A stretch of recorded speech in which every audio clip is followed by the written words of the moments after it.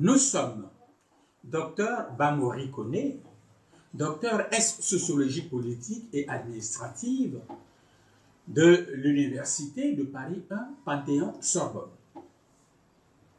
Nous sommes également le fondateur de Kuma Afrique. Kuma Afrique est un institut jumelé, c'est-à-dire deux instituts en un. Le premier a pour nom Institut africain des becs d'Abidjan, IABA. Le second, Institut africain de réapprentissage de la parole d'Abidjan, IARPA. Alors, définissant les fonctions de ces deux institutions,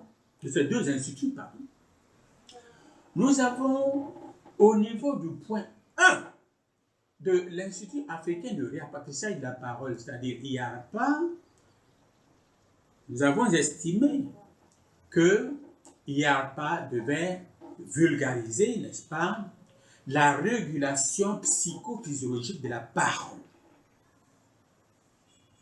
Qu'est-ce que ça veut dire? C'est-à-dire que IARPA doit enseigner les règles basiques ou bien les règles de base de l'art oratoire moderne. Et dans ce cadre, n'est-ce pas, nous tenons compte, n'est-ce pas, de la personnalité entière de tout individu. La formation, l'art oratoire va s'intéresser par exemple à l'expression corporelle. L'art, n'est-ce pas, oratoire moderne va s'intéresser par exemple à la tenue vestimentaire. Ainsi de suite.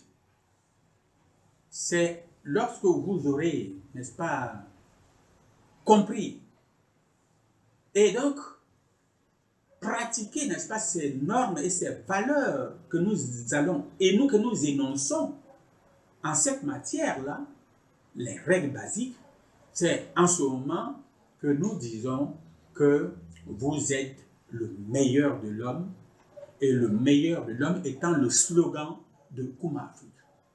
Donc, ici, nous intervenons pour dire, n'est-ce pas, qu'avant toute chose, ce qui est le plus important, c'est la longévité. Et de ce point de vue, nous avons l'avantage d'y réfléchir depuis bien longtemps. C'est donc dans le cadre de la régulation psychophysiologique de la parole que nous, docteur Bamori Kone, intervenons avec le thème orgasme sans sperme égale longévité. Orgasme sans sperme égale longévité. Alors nous voudrions dire que lorsque nous étions étudiants, il y a de cela une trentaine d'années, nos débats sans fin nous ont inspiré la recherche de la rationalisation de la réflexion. Que cette réflexion soit personnelle ou partagée, peu importe. C'est alors que chaque année, nous retenions un thème, n'est-ce pas? Le temps d'y réfléchir pendant toute l'année, n'est-ce pas? Ce, en dehors de toute formation universitaire que nous suivions à l'époque. Nous nous souvenons alors que le thème « Comment m'assurer une forte longévité » avait occupé notre réflexion pendant de nombreuses années. Ce, au regard de la grande importance du sujet à nos yeux et de sa rareté dans la perspective autre que nutritionnelle qui est la nôtre. Et que nous allons, je ne sais pas, vous préciser. Alors, la longévité. Qu'est-ce que c'est que la longévité? Nos réflexions sur la longévité nous ont rapidement orientés vers la civilisation chinoise. Pourquoi? Parce qu'il est généralement admis que les Chinois vivent longtemps. Quel est donc leur secret? En effet, si le confucianisme est l'habit du chinois, dit-on là-bas, le taoïsme est son âme. Le confucianisme est une conception philosophique particulière marquée par l'approche processuelle du droit, qui signifie que les conflits sont réglés par des voies non judiciaires. Je dis bien des voies non judiciaires. En 1994, par exemple, en Chine, il y avait plus de 10 000 médiateurs civils qui exerçaient dans la fonction judiciaire, n'est-ce pas, dominés par la médiation civile.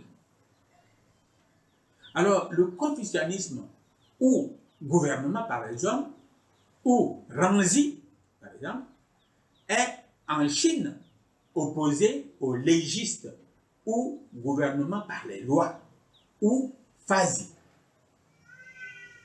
Alors, ceux-là, les Fazis, sont adeptes de l'approche normative du droit, exactement comme dans les pays de tradition civiliste, comme l'Europe, les États-Unis et nous-mêmes, où seule la loi règle le conflit. Où seul chacun est prêt à courir à la justice pour régler des affaires, une affaire qu'on peut même négocier entre nous. N'est-ce pas? Alors, le confucianisme dévalorise donc le droit au profit des rites, dites li. Les li, c'est par exemple l'éducation, c'est la morale, c'est la vertu, c'est acquérir le sens de la honte. C'est tout ce qui retient les Chinois de commettre un délit, de commettre un crime.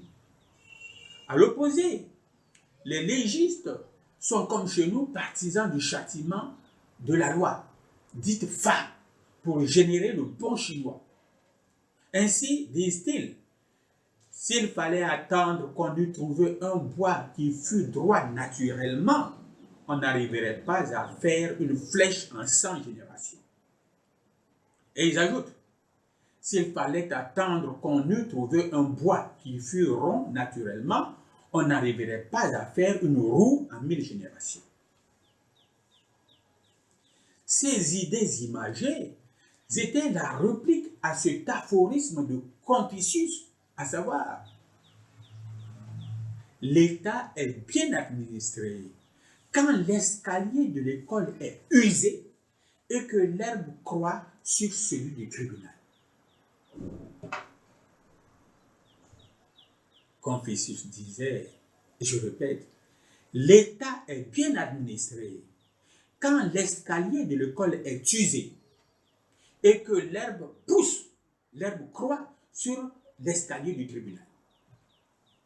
Alors, l'histoire du droit chinois est celle de l'antagonisme entre le li de Confucius et le fa des légistes. Quant au Tao, qu'est-ce que le Tao? Le Tao, c'est l'énergie infinie de la nature. La recherche de la vie harmonieuse par le Tao de l'art d'aimer. Le Tao est une sagesse innée qui s'est exprimée il y a des millénaires. Personne ne sait exactement à quelle date il apparut. Sauf que, au VIe siècle avant Jésus-Christ, un auteur dénommé Lao Tzu a rassemblé les préceptes essentiels dans son livre intitulé Tao Te Ching. Celui-ci fut traduit en de très nombreuses langues, 30 versions pour la seule langue anglaise. Le taoïste éprouve un amour illimité pour l'univers et tout ce qui y vit. Il voit dans toute forme de dégradation et de destruction un mal qu'il faut éviter. Le taoïsme n'a aucun formalisme, aucune doctrine, aucune église. Il n'exige pas que l'on renonce aux joies terrestres ou célestes, ni que l'on refuse tout désir. Le taoïsme enjoint à ses adeptes de cultiver leur goût, de mener une vie saine et de jouir plus pleinement des joies terrestres ou célestes. Pour les médecins taoïstes, faire l'amour appartenait à l'ordre naturel des choses. Non seulement les contacts sexuels étaient présents et délectables, mais on les considérait comme sains et gages de longévité.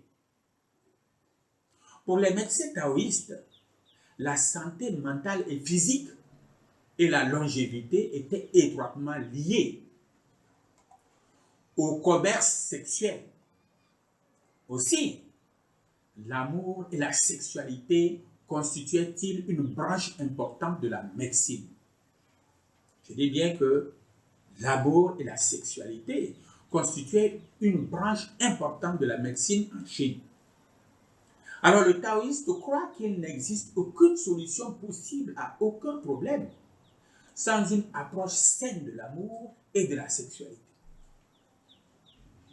Presque toute destruction ou autodestruction, toute haine ou affliction, toute avidité ou tout esprit de possession naît d'un manque désespéré d'amour et de contact sexuel.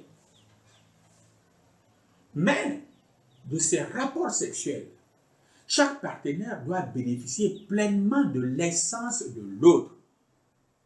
L'homme de l'essence yin de la femme de l'essence yang de l'homme.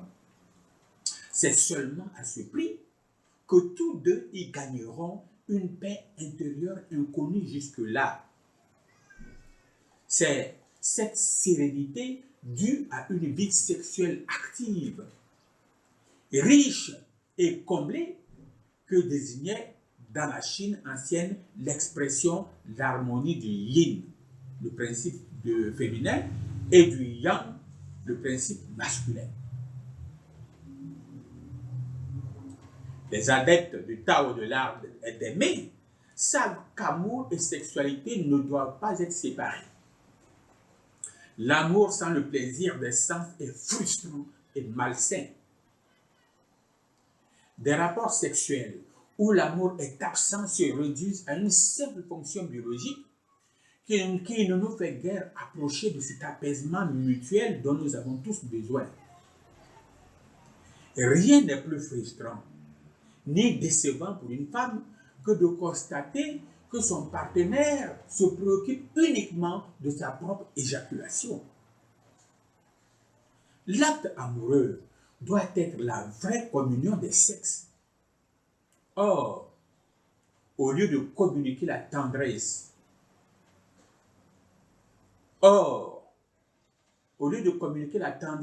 et la joie, l'acte sexuel correspond pour de nombreux hommes à un simple mouvement mécanique qui ne diffère en rien de la masturbation et ne tient aucun compte de la femme. Il ne peut en résulter qu'une déception pour les deux partenaires. Or, beaucoup d'hommes croient avoir éprouvé du plaisir ainsi. C'est dire qu'ils n'ont jamais connu ce qu'est la vraie volupté. C'est dire qu'ils n'ont jamais connu ce qu'est la vraie volupté, a fortiori l'harmonie du yin et du yang. Alors, nous en avons fini. Nous voudrions vous remercier de nous avoir écoutés et nous voudrions vous signaler que cet article est plus complet sur notre site drbamori.petit-e au milieu du petit e monsite.com.